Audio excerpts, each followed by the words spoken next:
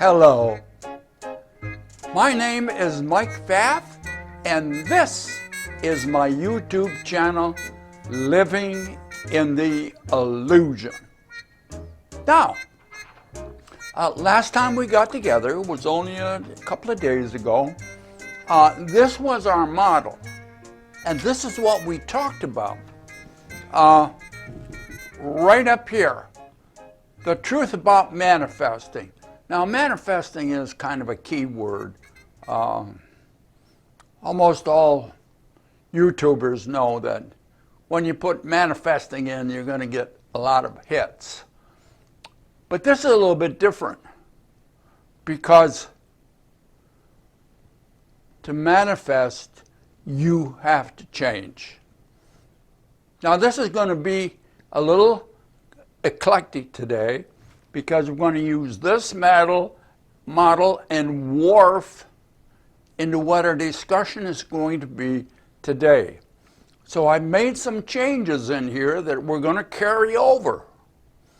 Now, in manifesting, this out here, the infinite everything, the infinite outside everything, the energy system, and I call it the consciousness, because it's everything. And everything that you want is here in some unmanifested form.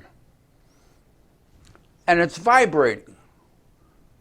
It's all vibrating. Everything that you want is out here vibrating. Now, the secret is to manifesting is you have to change. You have to change your vibration to match what you want out here. And when you match it, according to the law of attraction, those two will come together. Oh, you see, I'm holding my tea. Today we are having a black tea. I got it from Alaska on a trip that I took there. They don't make tea in Alaska, but they do put herbs and things in other people's tea from Alaska. So this is where I got that, and it is quite good. Basically, it's a black tea with a few herbs in it. So now, you know how to manifest. You have to change. You have to be the person that deserves what you want. And when you are vibrating at that frequency, you will get what you want. Isn't that great? Now we have to go on. So I'm going to change this up here, but I'm going to leave for right now this little stick figure and this infinite everything, which is always there. Look at the stick figure. I want you to be aware that it's changed. I increased 5 things on it to make them stand out. The eyes, the nose, the tongue, the ears, the hand. What are those? Your senses. What do your senses tell you? Your senses don't tell you anything. But in the egoic world, you believe your senses tell you about the outside environment. Your senses tell you about things. They do not. And this is a great part of the illusion, to believe that your senses are doing things they are not designed to do. But we all believe that's what the senses do. The senses, I see things, and so the eyes are telling me things. I smell things, so the nose is telling me things. I taste things, The tongue is telling me things. I feel with my finger, my hands, the whole body. And so the sense of touch is telling me things. Now you got to get this as we go on. It doesn't. Your senses do not do what you think you do, they do, but you believe in the egoic world. Oh, you can trust your senses. It tells you what's outside. It tells you what's here and what's there. It doesn't. And this is what we're going to talk about. So in a moment, boom, like that. And this is what we're going to talk about partially today. We're going to add to it in a moment. So what are we going to talk about? You do not see reality. You do not see reality. Oh, another controversial statement. So let's see what we can make from this. Now again, we have the infinite energy system. And again, we have our little stick figure, which is radiating energy. You always radiate energy. Now I pointed out the 5 senses associated with this little figure. Now I want you to look at it closely and recognize the body does not have any direct contact with the outside world, with the outside environment. Are you going to say, well, no, I got my senses. My senses are telling me this. My senses are feeling the coldness of the water. My senses are tasting salmon, if you like fish, or whatever. I'm getting all of this information from out there. No, you're not. The information that is there, your senses are picking up the information. Your senses, that's their only function. The senses are not designed to tell you anything, period. The senses tell you nothing, but you believe they do. Oh, we have to look closer again at this. So think of the senses taking in information. The ears, a certain kind of information. The eyes, light waves of energy. Tongue, nose, touch, all take in information in the form of energy and convert that into electrical, magnetic, and chemical signals. That information is raw data and can't tell you anything, because that's not the senses' function. Their function is to transmit information about the outside environment. Now, where does that go? Now you have to go back, and I'll put a reference up here to the last couple of videos we did, particularly on the standard model for the illusion. The information must be interpreted, must be decoded before it's useful. And when it is, you do that in your mind. It's based upon your belief system. What part of the information is important? So you are taking in information from your senses.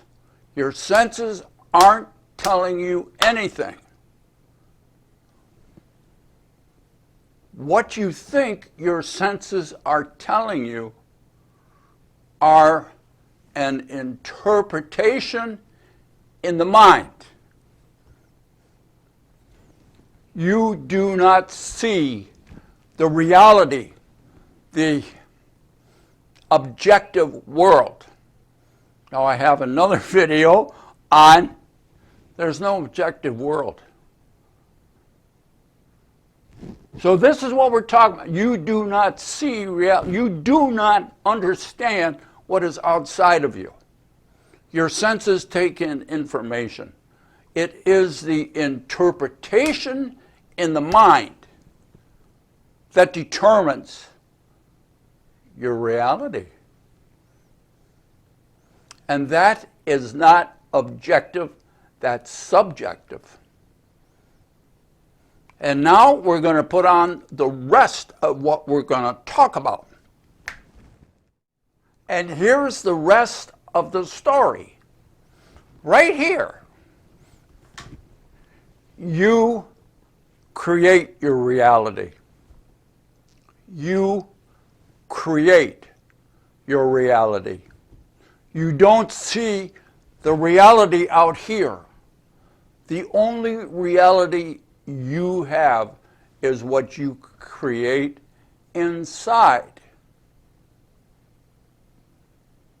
Oh, what a change. What does that mean? There's no objective world. There is no objective world. The world that you have is your creation. Now, how do you do that? Look again at the standard model for the illusion. Through your belief system, you create your world. All the objects entered. Every object in your world is a creation of your mind. And I have a few videos on that. I'll see if I can reference those. You're getting no direct information from the outside environment. The only information comes through the senses, and it's raw, unfiltered, useless data as received. So you have to interpret it. As you interpret it, you create, based upon your belief system, you create your reality. There's no reality out there until you render it. Again, I'm using the word render. And a couple of videos ago, we use that, and there's a description in that, and I'll try to reference that too. I can only reference 5 things on a video. Then YouTube throws them out. So you are the creator of your world. I know you think, oh no, there's a real world out there.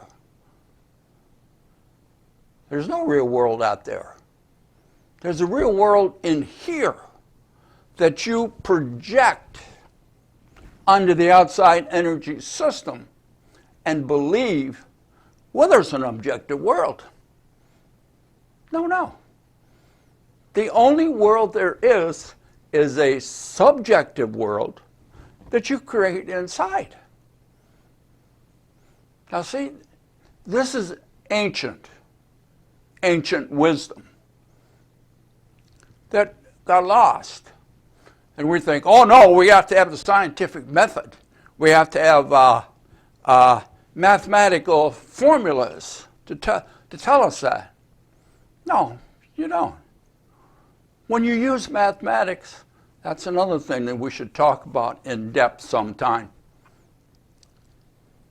The person creating the theory creates the mathematics to match his theory. And then he says, look at the mathematics proves my theory. But he created the theory to do that. He put it there. And now he found it, and he says, oh, look at it. It proves my theory. We can go more in depth on that, but let's stick with what we got now, because it's hard enough. I know it's hard. You spent your whole life thinking your senses are telling you things. And now this old man is telling you, your senses aren't telling you anything. It's your mind. It's your mind that is telling you. It's your mind that is creating your reality. It is your mind that is determining how you're going to respond to the outside environment, which is the infinite everything. Look again. You do not see reality. You create it. You create it.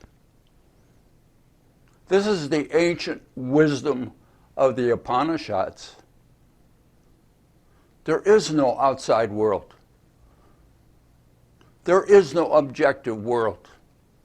The only world is the one you create inside and then project outside. And believe, therefore, that it is an outside objective world just waiting to be experienced. Is not. There's no outside objective world. There is only your created world inside that you believe is outside. Now, your world and my world, not the same. But if we are raised in the same environment, the same politics, the same country, the same school system, the same religious background, the same cultural interface, we're going to have much the same when we create our worlds. But they won't be exact. And if you are from another country, another culture, another religious background, you're going to see the world entirely different. Because the world does not depend on what's outside, it depends on how you interpret that information inside. And that's why we don't get along with our neighbors or other countries or other peoples, other races, because we've created our own world. And here's the point, the magnificent point. Once you recognize you're creating your reality, you can change it. You can bring all those other cultures inside of your reality and make one world. And wouldn't that be nice? Now, we haven't talked about the Course in Miracles. And there's a couple of things that we haven't, so I want to bring them to your attention. In the Course in Miracles, as referenced in the description, this is because the mind is capable of creating reality or making illusions. Now, we're in an illusion. So what is the mind more likely to create? Illusions. What are you more likely to believe as the truth? Illusions. You are in this world of your own making. It is the egoic world. You are part of it, as I am. And now I want to move a little bit into Zen. In Zen, you have koans, or puzzles, or conundrums that the Zen master will give you, and you are supposed to think, meditate on these puzzles and come up with an answer. This happens to be one of them. I expanded it a little bit because you are in this egoic world. Before you become enlightened, well, let me start this way. You got to operate within the egoic world. People say when I talk about myself, they say, well, if that's not real, if that's not reality, step in front of that bus. See how that feels. When you're in the illusion, you are going to be offered what the illusion offers. And stepping in front of the bus will not be good for your little body.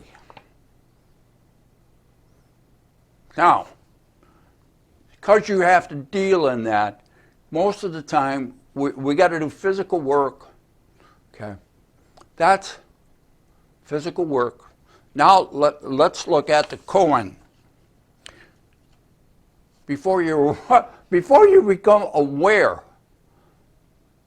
that you're in the illusion, that's before you're enlightened. Before enlightenment, chopping wood, carrying water. After enlightenment, chopping wood, carrying water. We are going to be in the illusion. Now, as you become aware of it, you're still going to work. You're still going to have to chop wood and carry water. After you become aware, what's the difference? After you become enlightened, what's the difference? We have much to talk about here in the illusion. Be good to yourself. We look forward to seeing you next time here in the illusion. Bye now.